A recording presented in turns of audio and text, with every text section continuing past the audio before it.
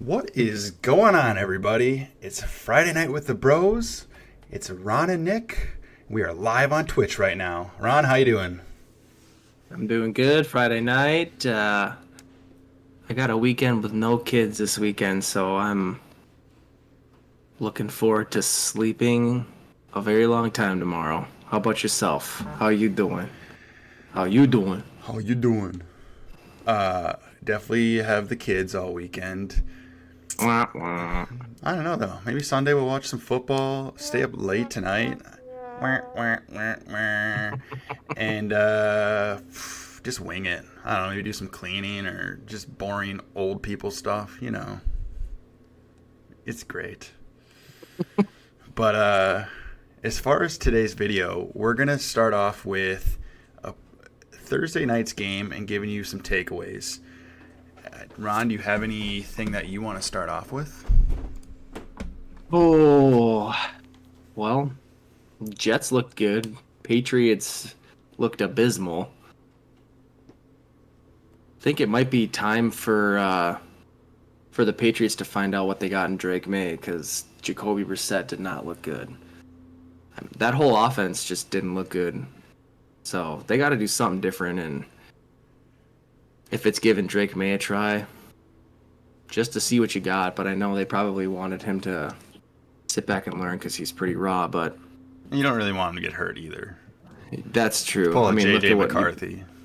you played JJ for half a game and he tore his meniscus, but you never know. I mean, unless you're just gonna totally call the season a wash and just say, "F it," like we're not playing May, and if we play Brissett, we know we're probably gonna get a top 5 pick. I don't know. Yeah, I mean, it could work out for them if that's the way they want to do it. But yeah, just besides Demario Douglas, pretty trashy from the whole Patriots offense. Yeah, I mean, there's nobody on that team that you want to start. I guess you could say there's one, but I was very low on him going into the year, and that's Jalvin's guy, Ramondre Stevenson. Yeah, So, definitely his worst game. But he's gonna have games like he that. he only touched the ball 6 times. Like I don't know why they went away from him, and who knows. And I know another disappointment was Hunter Henry. He was a huge waiver pickup this week. I know he was one of the guys we mentioned too, but 2 catches for 9 yards. But as you can probably expect weeks like this when you got Brissett playing quarterback for you. So Honestly, I'm not sure if it matters with May. He's young and just raw, and we'll see. But I should mention, if you didn't watch the game, the Jets did beat New England. I'm sorry. Yes, the Jets did beat New England 24-3. If you're a big bettor, I'm hoping that you smash the over under of 39, total score of 27, and I did win some money last night, so that's awesome. hey, we like money. Yeah. If you're a Garrett Wilson owner, how are you feeling after? I don't even want to say abysmal because he had a touchdown, but he's not looking like that top 15 player you drafted him as. Are you worried about him at all? He had 9 targets, and I think this was the most they probably passed the ball all year. Rodgers had 35 attempts, and they pretty much dominated all game. So it was good to see that. Good to see that they were throwing, but I don't know if Rodgers just isn't on the same page as him or what, because you can definitely tell him and Lazard are still on the same page. Yeah, oh yeah, So they got a huge maybe connection. maybe this is some of the growing pains we could have expected last year if Rodgers didn't get hurt. It's true. So But I was paying attention to that last night as a Garrett Wilson owner, and there was some chatter about how the Patriots' focus was to take away Garrett Wilson. So I'm not worried because that's why Lazard and the running backs got more work because they literally tried to take Wilson out, and so yeah, I'm perfectly comfortable in Dynasty with Wilson. I'm excited. I mean, he's obviously talented. So Rodgers threw for 270 yards, and Wilson had 35, I want to say. 281 and 33. Yeah, that's worrisome that he threw the ball. I mean, they won, so realistically it doesn't matter, and Rodgers might not care about feeding Wilson, but from your potential number one pick, I mean, realistically, he's had 15 points every week. It's not terrible. Like, in PPR, it's not bad. But on to our next takeaway from the game. If you're a Hall owner, like, you're perfectly fine, but I think you need to pick up Braylon Allen. He is a absolute game winner if Hall goes down, and even if Hall doesn't, it's looking like Braylon Allen's gonna get some work. Ron, you got any thoughts on that? Yeah, it definitely seems like they can coexist in this offense. They each touched the ball. Allen touched the ball 14 times. Hall touched the ball 20 times. I mean, they've proven they can have good production on the ground. They're both catching the ball. I mean, if you're starving for some running back help, obviously Braylon is the number 2 option, but if he's producing with his touches like he has been, it might not be. I mean, look at Stevenson, who's their number 1 guy. Braylon outproduced him by a long shot. If Braylon scores a touchdown, he's got 15 points. So it's true. It's somebody that you need, though, like I said, on your roster if you've got Hall. Mm-hmm. To continue on the Jets, though, I would say Aaron Rodgers, he still has a lot left in the tank. Granted, it was a pretty good matchup. The Patriots couldn't do anything against the Jets' offensive line. Their running game was decent, but quarterback 2, some weeks he could be a low-end quarterback 1. I mean, yeah, he's not going to be the guy that throws for 400 yards, 4 touchdowns anymore, but he could be efficient. He's not going to turn the ball over, and more so from a real-life football standpoint, last night he looked great. Yeah, he wins games. That's all that matters. Real-life football, that's the most important thing, so that's all he cares about. I mean, he's still got a great arm on him, and you see Tom Brady played until he was 44, 45 and won a Super Bowl when he was in his early 40s. Like, if you have the team around you, anything is possible. The guy's a future Hall of Famer. Mm-hmm. Garrett Wilson or Marvin Harris Jr. rest of the season in PPR? Harrison. MHJ all day. Yeah. I trust the quarterback more.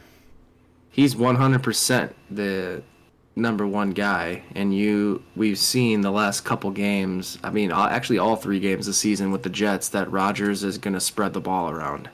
Well, and the Cardinals have a way worse defense, so they're going to need to put up points to win.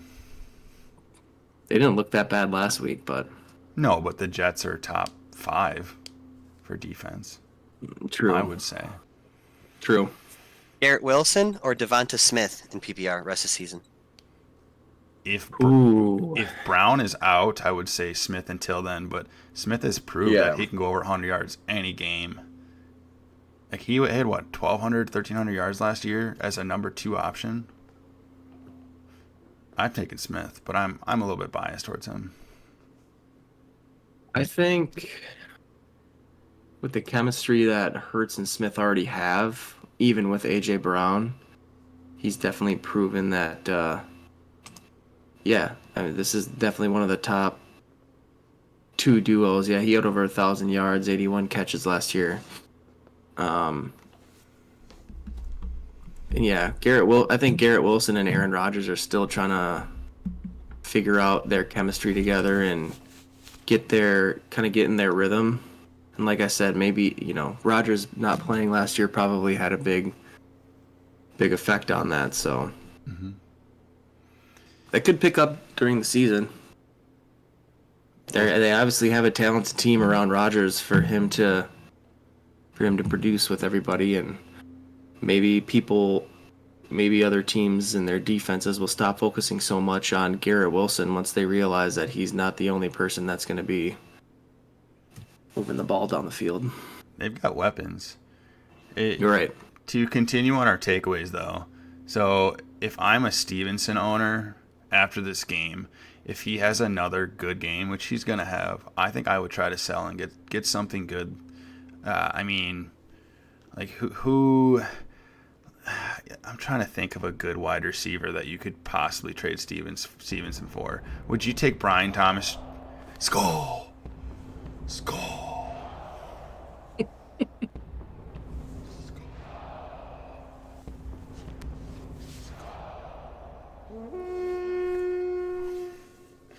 Yeah, I mean, would you take Brian Thomas Jr. as a Stevenson owner? Like in a trade, you mean? Yeah. Right now. I don't know if you can get that. Yeah, I don't know. It sucks because If you had, how about this? If you had two other running backs and Stevenson was your third, maybe your flex, would you take Worthy?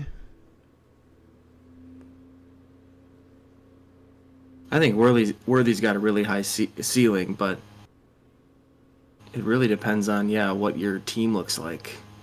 If you have just nobody player at wide for player, receiver, would you take him and you needed a wide receiver? Let's just say that. Rem- Ramondre for either Brian Thomas Jr., Worthy, maybe a I don't know. Hell, even Michael Pittman. Would you take Michael Pittman right now?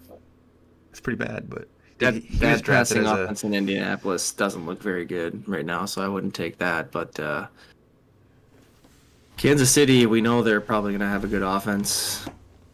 They got the best quarterback in the league, and I think once they figure out the best way to continue to get the ball in Worthy's hands, he's going to be a good player. I think Andy Reid definitely wants to use him as like a Tyreek Hill type of guy. But yeah, I think if you have other running backs to play over Stevenson, it's probably worth it. But I don't think you're going to be able to sell very high on him just because of well, I mean, like once his he has a good performance game, last night. like if he goes for 130 and a touchdown next week, I think I'd try to sell him. Yeah, but I mean, players are going to have games like this in the NFL. Just because it's a tough league to play in, and we all know that running backs have such higher value than any other position, because when you can get a good one like McCaffrey or Hall or Bijan, there's not many running backs in the NFL that can put up numbers and have the volume that they do. So I can't argue. Obviously, it's a situational thing, but I mean, yeah, it does depend on your team. Yeah. But I think that's good for takeaways from last night. As far as next week, the Jets do play Denver on Sunday, and then New England plays against San Francisco. And then next Thursday, we've got the Giants and the Cowboys, which hopefully the Cowboys will blow them out. Do you have anything to add, Ron, as far as takeaways or maybe a prediction for next week? For next Thursday's game? Yeah, next Thursday. I definitely think it's a bounce-back game for Dallas. I mean, they won against Cleveland week 1. Their offense didn't... Brandon Aubrey was kind of the star of that game. Mm-hmm. Their offense had trouble finishing drives. New York doesn't have a great defense. So I think this could be a breakout game for Dak and the pass catchers, or maybe even one of the running backs, especially if Dallas goes up big, even though I don't really like either one of those running backs in Dallas. But who knows? I think Dallas wins big. I think they go make a statement. Even though it is in New York. They do need it. It is in New York, but I think Dallas goes in there and puts a whooping on them. I think I'd have to look at the over-under, but I bet you Dallas puts up a fight. Hopefully they found a recipe to success with Neighbors and Singletary.